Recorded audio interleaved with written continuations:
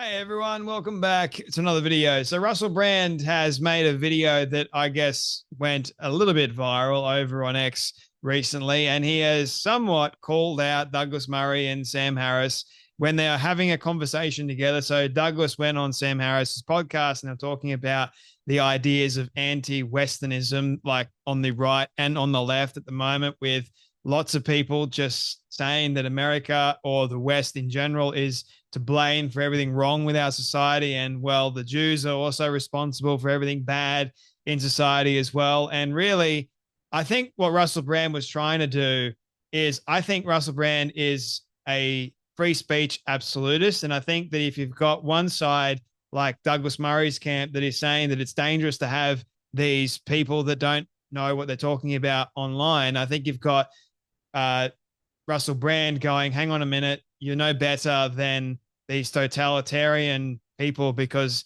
it's like masking this elitist idea. They're going to tell you what to think and how to think and trust the experts, trust the science.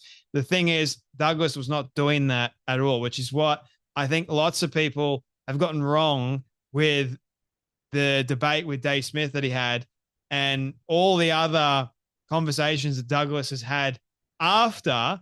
People seem to think that Douglas was against freedom of speech. He was against having these kinds of conversations. He wasn't at all. But I think Russell Brand has kind of got caught up with this whole idea of totalitarianism and listening to Douglas Murray. And he's asking questions, no doubt. And I'm, again, all for Russell asking questions. And the thing is, I do like some of the things that Russell has to say. Most of the time, he's still on a faith journey. He's still learning. He's still growing, as am I.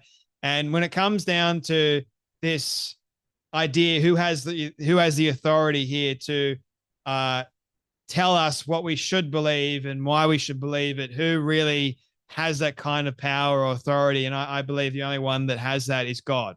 And I think Russell should have said that, because at the end of the day, I think freedom of speech should be our fundamental right as human beings. We've been given that. No human should ever take that away. And when it comes down to having these kinds of conversations, we've just got to be very careful, because just because you can say it doesn't mean you should say it, doesn't mean it is a wise idea to say it, because therefore there's going to be consequences as a result to saying it. That's all I believe in, at least. I'm like, okay, if you want to say it, by all means. There's just going to be significant consequences. And at least we know where we stand with you. So I think Russell has got a little bit more thinking to do in this kind of instance, but I'll show you guys the video and what I'm talking about, and then we'll make a couple of comments afterwards. Is a complete failure to appreciate the reality and just what Israel is actually dealing with in Hamas. I believe that it's also a strain of anti-Americanism and anti-Westernism, which is a belief that nobody in the world can do something wrong and bad unless we have somehow pushed them to it. Yes, this is Noam Chomsky's gift to our politics. Yes. It used to be on the left, and now it's on the right as well. Yeah. It's a profound and deep anti-Americanism, which I cannot sign up for, and will not. Profound anti-Westernism. I completely reject this, and I reject it for many reasons. But one is that riding shotgun with the claim that only the West, only America can lead anyone to do bad things is what you rightly identify, Sam, as the utter inability to recognize that some people seek utterly different things than we do. Totalitarianism often relies on the idea that there's this aristocratic class of people that have done your thinking for you. Every time they advocate for foreclosing your free speech, for smearing free speech advocates, generally what they say are things like follow the science or look at the credentials of this individual. That ain't to say that there's not a lot of insanity on the internet, and Lord alone knows I've contributed to it at times, because when you're pontificating and rambling on hours and hours a week, of course course, many times you inadvertently say something ludicrous and ridiculous. In fact, you could say that when something correct is undertaken and stated, it's just that proverbial stopped clock being right twice a day. But the principle of free speech is so sublimely important because it relates to supreme authority. Who has the right to censor and control? Who has the power and authority to say which speech is valid and which speech is not valid? And I just can't help but observe that when this new and emergent class of experts, whether it's a brilliant orator and journalist like Douglas Murray or an excellent commentator like Sam Harris, when they discuss these things, it's generally in order to ensure that their position is further undergirded with some kind of technocratic authority. But we are correct, and I don't want to listen to sort of self-appointed historians or occasional comedians having a view on the Middle East. I don't want to tolerate it, because what if those views are too popular? Anyway, man, it's interesting. He's right in some degree. Like Russell pointed out, so you've got Douglas, who's a brilliant orator who knows exactly what he's talking about. Same with Sam Harris to a large extent, although Sam Harris has got Trump derangement syndrome, which leads me to believe that some things that he says isn't entirely right or accurate, but that's beside the point. Doesn't mean you throw the baby out with the bathwater, right? So you've got these two brilliant orators that know history, that know what they're talking about, and I'd much rather listen to them because at least I know that I'm getting the truth rather than having these pseudo historian types. And Russell was pointing this out, like, should we like be listening to them on a consistent basis versus having the likes of actual people such as Douglas and Sam that really know what they're talking about? So actually we get the truth of it at our, or in our minds, so to speak, right? Rather than just having these people that are lying to us all the time, why not we just have the truth? Because as we have a problem today, we've got this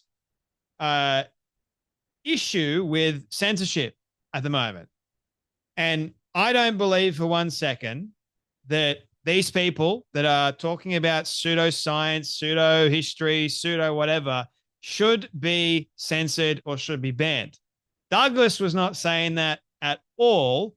He was saying, what are you feeding and why are you feeding it? What is the point? So you've got this rather provocative perspective on history, on science, or really the world in general, and you're just doing it so that you can make a name for yourself. And I think that's dishonest. I think people, you should actually be given a platform if you're an honest person and you're not saying things that are entirely provocative. I think that's dangerous. And that's like where people go into the crazy defense mode. Like they defend Candace Owens and Ian Carroll and Daryl Cooper. And if someone feels like they're being attacked or their so-called freedom of speech is being impeded on or infringed on, which is what Joe and Dave thought Douglas was doing, then obviously they get their back up.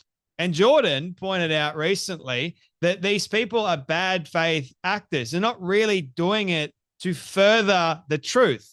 Because if they were really doing that, they would actually tell the truth. But instead, they're not. Instead, they're lying, and it's more psychopathic and it's more narcissistic in its nature. It's pride, clear as day. And I wonder if Russell Brand can actually see that too. But he seems to think of like this power, you know, like there must be a deeper power play, and who is the one that's doing that? No, it's pride. People go to where there is power, right? And if they see control somewhere, like conservatism, we've allowed these people in, we've welcomed you because you may have been on the left and somehow you've changed your viewpoint, which is fantastic. But that doesn't mean you give them the keys to the kingdom straight away and you say, I trust you wholeheartedly as a conservative now. You are now a conservative. I've now changed my values to being a conservative. It's dangerous sometimes. I think we've got to be smart enough to see it like that, to point out where people are going wrong, to be able to criticize one another, but also to be able to have conversations and say, you've gone wrong here and here's why. Anyway, that's what I should say. I'll leave it at that, right? But I hope you guys got something out of this, but I appreciate you all. You guys take care. You be blessed, and I'll see you all in the next video.